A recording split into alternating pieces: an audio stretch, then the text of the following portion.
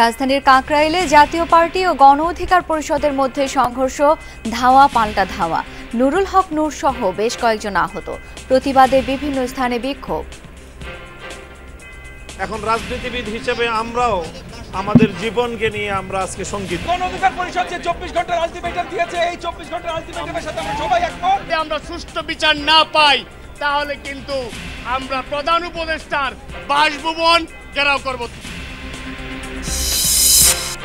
আওয়ামী লীগের 15 বছরে গুমের শিকার প্রায় 1800 মানুষ, এখনও হদিস নেই 350 জনের। ভিন্নমত দমনে সেই সময় যন্ত্রণাদায়ক অভিজ্ঞতা তুলে ধরেন ভুক্তভোগীরা। যদি কোনো কারণে এখান থেকে বের হয়ে আবার রাজনীতিতে ইনভলভ হও, এরপর তোমার পুরো ফ্যামিলি শো গুম হয়ে যাবে। এই কথাটা আমাকে কয়েকবার বলেছিল। এতগুলো বছর হয়ে যাওয়ার পরে বাবার কোনো রকম চেহারা বলেন, কোনো রকম বাবার কণ্ঠটুকু আমরা মনে রাখতে পারিনি।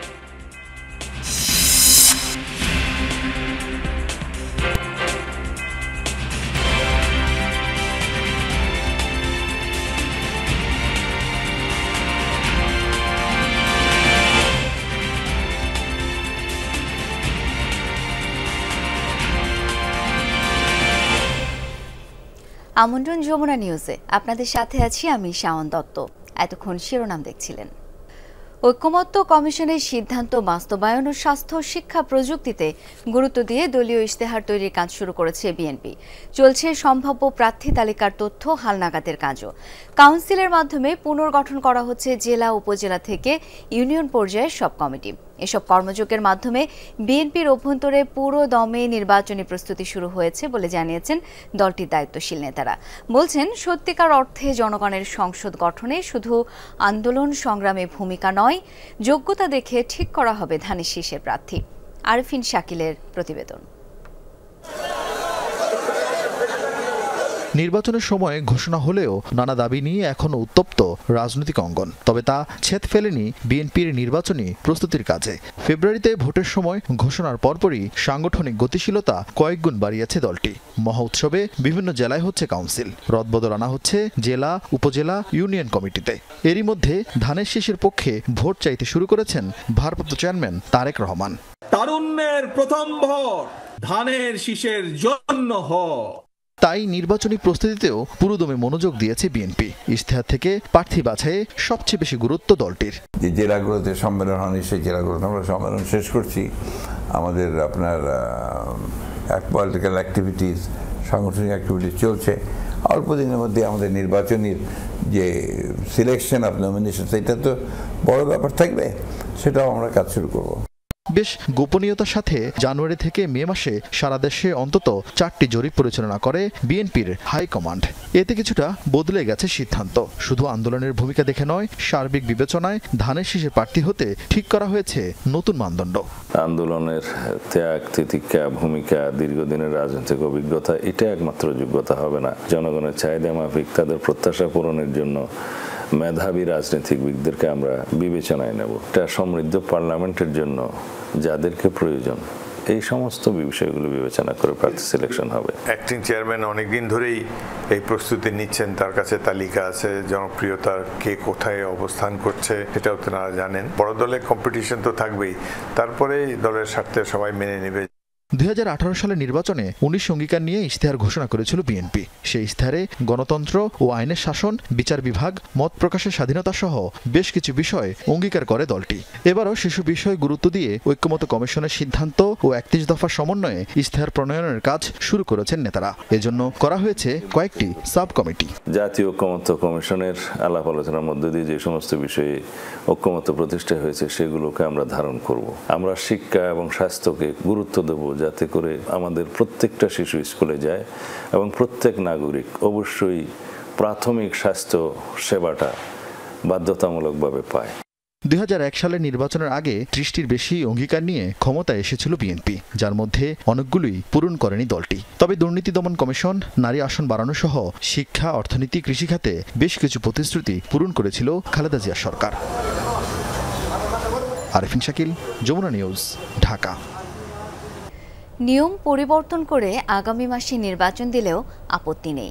তবে যেই সংবিধানের দোহাই দিয়ে বিগত সময়ে দিনের ভোট রাতে নেওয়া হয়েছে সেই সংবিধানে নির্বাচন হতে পারে না, এমনটাই বলেছেন এনসিপির দক্ষিণাঞ্চলের মুখ্য সংগঠক হাসনাত আব্দুল্লাহ। শুক্রবার রাতে এনসিপির উদ্যোগে কুমিল্লার দেবিদ্বারের মোহাম্মদপুরে এক উঠান বৈঠকে প্রধান অতিথি হিসেবে বক্তব্য রাখেন হাসনাত। আরও বলেন, শেখ হাসিনার আমলে নির্বাচনের বেশিরভাগ মানুষ ভোট দিতে পারেনি, আর যারা পেরেছে তারা পুরো ব্যালট পেপারে সিল মারতে পেরেছে। এমনকি মৃত মানুষকেও দেখানো হয়েছে ভোটারের তালিকায়।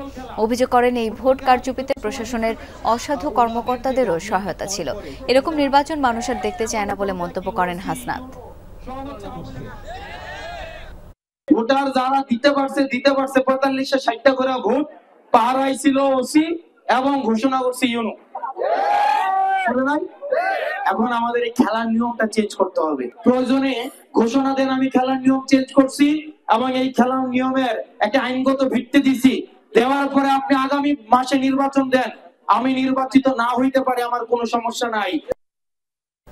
রাজধানীর কাকরাইলে জাতীয় পার্টি ও গণ অধিকার পরিষদের মধ্যে সংঘর্ষের ঘটনা ঘটেছে। এ সময় গণ অধিকার পরিষদের সভাপতি নুরুল হক নূর সহ বেশ কয়েকজন আহত হয়েছেন। নূরকে ঢাকা মেডিকেলের আইসিইউতে ভর্তি করা হয়েছে। এই ঘটনার নিন্দা জানিয়েছেন বিএনপির ভারপ্রাপ্ত চেয়ারম্যান তারেক রহমান সহ বিভিন্ন রাজনৈতিক দলের নেতারা। হামলার ঘটনা তদন্ত করা হবে বলে জানিয়েছেন প্রধান উপদেষ্টার প্রেস সচিব। এদিকে দুপুরে সারা দেশে বিক্ষোভের ডাক দিয়েছে গণ অধিকার পরিষদ।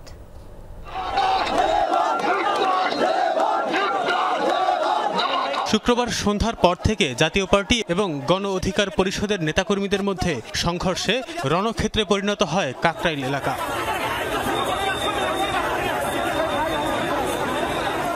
পুলিশ জানায়, গণ অধিকার পরিষদের একটি মিছিল কাকরাইল হয়ে যাওয়ার সময় জাপার নেতাকর্মীদের সঙ্গে ধাওয়া পাল্টা ধাওয়া ও ইটপাটকেল নিক্ষেপের ঘটনা ঘটে। প্রায় ঘণ্টাব্যাপী উত্তেজনা চলার পর সেনাবাহিনী ও পুলিশ গিয়ে পরিস্থিতি নিয়ন্ত্রণে আনে। এ সময় গুরুতর আহত হন গণ অধিকার পরিষদের সভাপতি নূর সহ সংগঠনটির নেতাকর্মীরা। আহতদের প্রথমে একটি বেসরকারি হাসপাতালে প্রাথমিক চিকিৎসা শেষে নেওয়া হয় ঢাকা মেডিকেল কলেজ হাসপাতালে।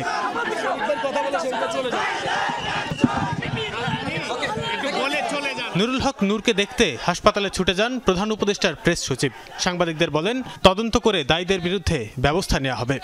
নুরুল হক নূর আমাদের যখন বাংলাদেশের মানুষের সাহসের অভাব ছিল, যখন হাসিনার এগেনস্টে কেউ দাঁড়ায়নি, তখন উনি 2018 সালে উনি বাংলাদেশের একটা মেজর মুভমেন্টকে নেতৃত্ব দিয়েছিলেন। তার উপরে আঘাত খুবই ন্যাক্কারজনক একটা ঘটনা, আমরা এটা নিন্দা করি। আমরা এই পুরো জিনিসটা আমরা ইনভেস্টিগেট করব। এ সময় আসিফ নজরুলের উপস্থিতিতে হঠাৎ উত্তপ্ত হয়ে ওঠে ঢাকা মেডিকেল কলেজের জরুরি বিভাগ। উপদেষ্টার বিপক্ষে স্লোগান দেন গণ অধিকার পরিষদের নেতাকর্মীরা। গণমাধ্যমে কথা না বলে চলে যান আসিফ নজরুল। এ সময় বিভিন্ন রাজনৈতিক দলের নেতারা নূরকে দেখতে এসে ক্ষোভ ও নিন্দা জানান। এ ঘটনায় নিন্দা জানিয়েছেন বিএনপির ভারপ্রাপ্ত চেয়ারম্যান তারেক রহমান ও জামায়াতের সেক্রেটারি জেনারেল মিয়া গোলাম পরওয়ার। আমাদেরকে ধৈর্য ধরতে হবে, শৃঙ্খলার সাথে প্রতিবাদ জানাতে হবে। সেই জন্য আমরা যে 24 ঘন্টার সময়সীমা গণ অধিকার পরিষদের পক্ষ থেকে দেওয়া হয়েছে, আমরা তার সাথে পূর্ণ সংহতি জানাচ্ছি। আইন শৃঙ্খলা রক্ষাকারী বাহিনীর সদস্যরা এইভাবে তাদের উপর চড়াও হয়েছে। বাংলাদেশে এখন রাজনীতিবিদ হিসেবে আমরাও আমাদের জীবনকে নিয়ে আমরা আজকে শঙ্কিত। গণ অধিকার পরিষদের উপরে এইটা আমরা কেউ মেনে নিতে পারি না। আজকে গণ অধিকার পরিষদ যে 24 ঘন্টার আলটিমেটাম দিয়েছে, এই 24 ঘন্টার আলটিমেটামের সাথে আমরা সবাই একমত। আমাদের অনেক ঝগড়াঝাটি আছে, কিন্তু বাংলাদেশের স্বাধীনতার সার্বভৌমত্বের প্রশ্নে আমরা পুরো বাংলাদেশ আওয়ামী ফ্যাসিবাদের বিরুদ্ধে ঐক্যবদ্ধ। যারা হামলা চালিয়েছে তাদেরকে চিহ্নিত করে তাদের বিরুদ্ধে আইনানুগ ব্যবস্থা গ্রহণ করতে হবে। এ ঘটনার প্রতিবাদে শনিবার দেশব্যাপী বিক্ষোভের ডাক দিয়েছে গণ অধিকার পরিষদের নেতারা। সরকারকে 24 ঘন্টার আলটিমেটাম দিচ্ছে, এর মধ্যে যদি জবাব না দেয়, পরবর্তীতে যদি কোনো অঘটন ঘটে, আমরা যদি আইন হাতে তুলে নিই, তার জন্য কিন্তু এই সরকার আপনাকে দায়ী থাকতে হবে।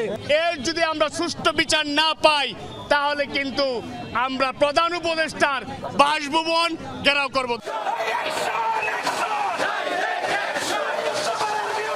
এ ঘটনায় তাৎক্ষণিক বিক্ষোভ করেছে এনসিপি। তানভীর সিদ্দিক টিপু, যমুনা নিউজ, ঢাকা। দর্শক, এই মুহূর্তে ঢাকা মেডিকেলের সামনে রয়েছেন সহকর্মী রাব্বি সিদ্দিকী। রাব্বি, আইসিইউতে চিকিৎসাধীন গণ অধিকার পরিষদের সভাপতি নুরুল হক নূরের এই মুহূর্তে শারীরিক অবস্থা জানতে চাই আপনার কাছ থেকে। সেই সঙ্গে একটু বলবেন যারা আহত হয়েছেন তাদের অবস্থায় বা কি? চিকিৎসকদের বরাত দিয়ে গণ অধিকার পরিষদের নেতারা আমাদেরকে জানিয়েছিলেন যে নুরুল হক নূরের অবস্থা এখনো আশঙ্কাজনক, যদিও তার জ্ঞান ফিরেছে কিন্তু সংক্রামক। এবং আমরা জানতে পেরেছি যে ঢাকা মেডিকেল কলেজের যে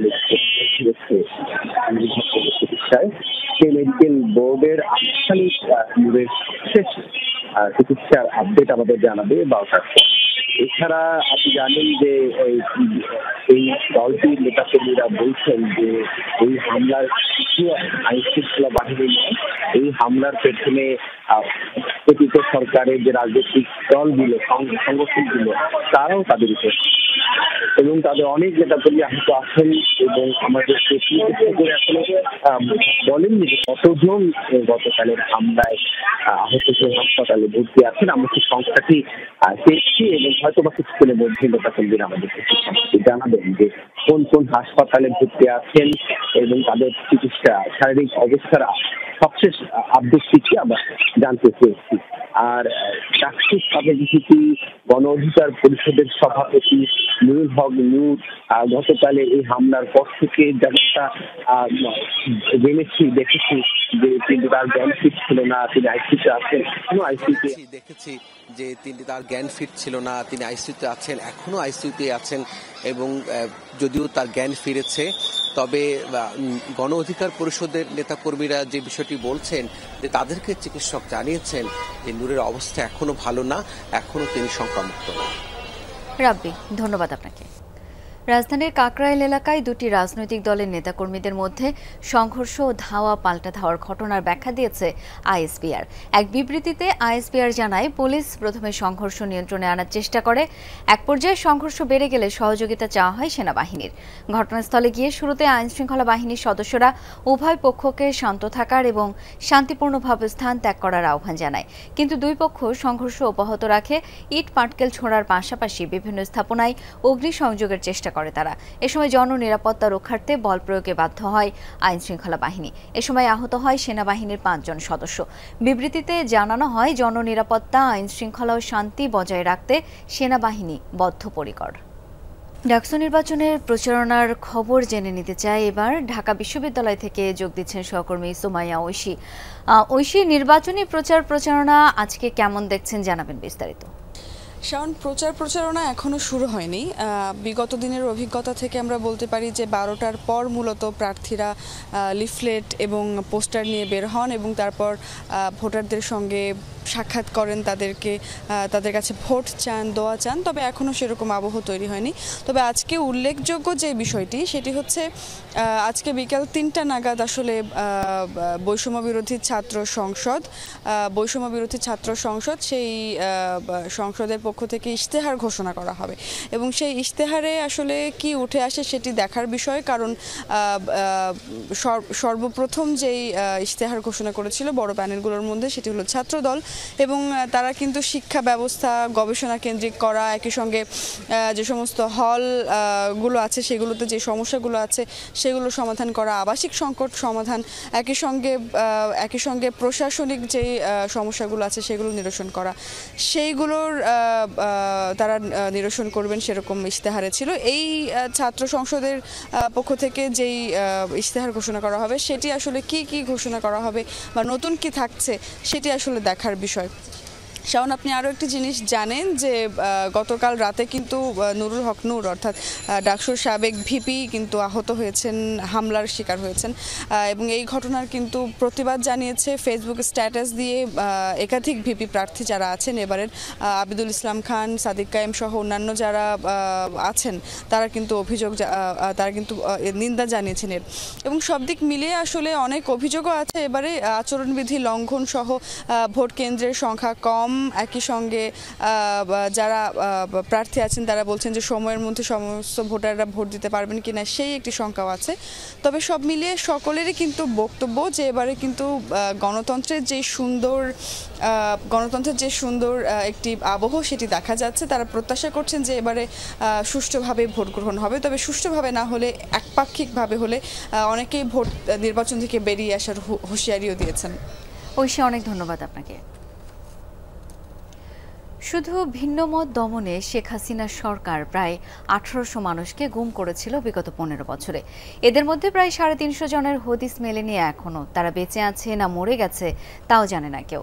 আর গুম হওয়ার পর যারা ভাগ্যক্রমে ফিরেছেন, শুধু ভিন্নমত দমনে শেখ হাসিনার সরকার প্রায় 1800 মানুষকে গুম করেছিল বিগত 15 বছরে। এদের মধ্যে প্রায় 350 জনের হদিস মেলেনি এখনো। তারা বেঁচে আছে না মরে গেছে তাও জানে না কেউ। আর গুম হওয়ার পর যারা ভাগ্যক্রমে ফিরেছেন তাদের অভিজ্ঞতা ভয়াবহ যন্ত্রণাদায়ক। আন্তর্জাতিক গুম প্রতিরোধ দিবসে বিস্তারিত জানব আশিক মাহমুদের কাছে। ছবি তুলেছেন আলমাস তপু।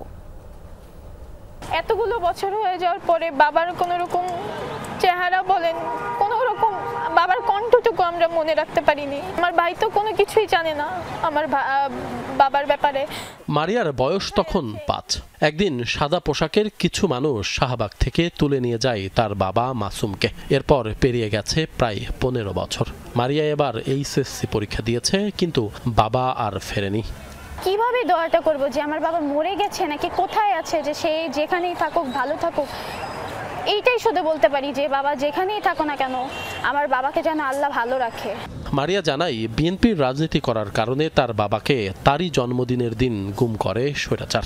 তারা কি আদৌ বেঁচে আছে কিনা বা তারা মরে গেছে কিনা বা তাদেরকে কে মেরেছে সেই সঠিকভাবে তাদের তদন্ত করে যে এই খুনের সাথে জড়িত তাদের যেন সঠিকভাবে বিচার করে। বিগত 15 বছরে মারিয়ার বাবার মতো প্রায় 1800 মানুষ গুমের শিকার হন। হঠাৎ কেউ বেঁচে ফিরেছেন। তাদের একজন ব্যারিস্টার সোহেল রানা। বিএনপির রাজনীতিতে সক্রিয় থাকার অপরাধে র্যাব সদস্যরা তাকে গুম করে আয়না ঘরে রেখেছিল 6 মাস 3 দিন। হাত উপরে বেঁধে ঝুলিয়ে ইলেকট্রিক শক সেন্সিটিভ পার্টে ক্লিপ লাগিয়ে ইলেকট্রিক শক ঝুলানো অবস্থায়, একজনের হাতে লাঠি একজনের হাতে রড, সব হাড়ের মধ্যে, পায়ের নিচে হাড়ের মধ্যে যেই জায়গায় হাড় সেই জায়গায় এমন জোরে প্রহার করতো, এগুলো সহ্য করার মতো না। যখনই টর্চারটা করতো আমরা তো চিৎকার দিব বা করব, মিউজিকটা তখন ভলিউমটাকে ভলিউম বাড়িয়ে দিত আর ওরা খুব এনজয় করতো। যদি কোনো কারণে এখান থেকে বের হয় আবার রাজনীতিতে ইনভলভ হও, এবার তোমার পুরো ফ্যামিলি শো গুম হয়ে যাবে, এই কথাটা আমাকে কয়েকবার বলেছিল। গত বছরের 5 আগস্ট ছাত্র জনতার গণঅভ্যুত্থানের মুখে শেখ হাসিনার পতন হলে কয়েকজন আয়নাঘর থেকে ছাড়া পান। বাকিরাও ফিরবেন এমন আশায় বুক বেঁধেছিল স্বজনরা। কিন্তু 1 বছর পেরিয়ে গেলেও প্রায় 350 জনের ভাগ্যে কি ঘটেছে তা কেউ জানে না। আমার মার মতো যারা প্রত্যেকটা পরিবার যারা তাকিয়ে আছে, সবাইকে তথ্যটা জানানো দরকার তার সন্তানের সাথে কি হয়েছে। সত্যটা জানাই, আমরা সত্য পর্যন্ত যদি পৌঁছতে পারি এটা আমাদের জন্য অনেক বড় একটা যুদ্ধ জয় করা হবে। বিচারটা আমরা নিশ্চিত করতে পারবো তখন যখন সত্যটা সামনে আসবে। মানবাধিকার কর্মী নূর খান লিটন, যিনি অন্তর্বর্তী সরকারের গুম কমিশনের একজন সদস্য, জানালেন প্রতিটি গুমের সাথে রাষ্ট্রীয় বাহিনী জড়িত, যার দায় শেখ হাসিনা সাবেক স্বরাষ্ট্রমন্ত্রী কেউ এড়াতে পারেন না। দেখেন, এই প্রবণতা বা এই ধরনের অপরাধ কমিয়ে আনার জন্য দৃষ্টান্তমূলক শাস্তি, মানে দৃষ্টান্তমূলক বিচার, এই জিনিসটা জনসমক্ষে প্রকাশ হওয়া দরকার।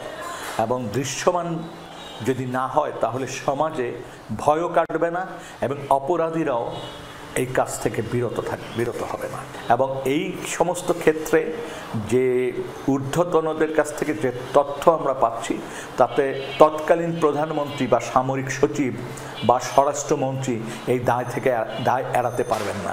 কোনো ক্ষেত্রে তাদের সরাসরি হস্তক্ষেপ, সরাসরি নির্দেশনা কথা শোনা যাচ্ছে। গুম হওয়াদের ভাগ্যে কি ঘটেছে সেটি আগামী ডিসেম্বরে কমিশনের পূর্ণাঙ্গ রিপোর্টে তুলে ধরা হবে বলে জানিয়েছেন এই মানবাধিকার কর্মী। এই মানুষগুলোর পুরাপুরি চিহ্নিত করা হবে আগামী রিপোর্টে এবং সরকারের উপর নির্ভর করবে তারা এই রিপোর্টটিকে কিভাবে কাজে লাগাবে। আশিক মাহমুদ, যমুনা নিউজ, ঢাকা।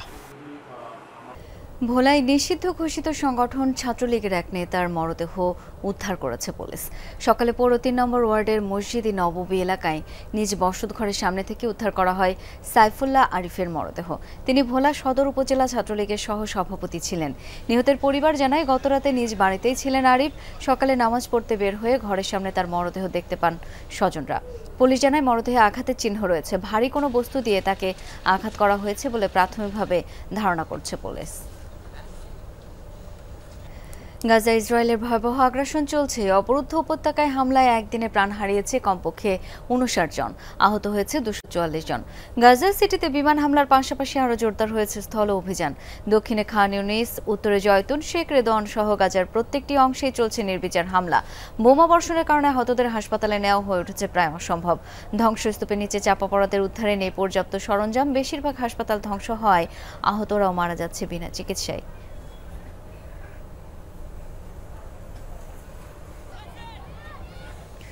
রাশিয়ার পক্ষ হয়ে ইউক্রেনের লড়াইয়ের সময় নিহত উত্তর কোরিয়ার সেনা সদস্যদের পরিবারের সাথে সাক্ষাৎ করেছেন দেশটির সর্বোচ্চ নেতা কিম জং উন।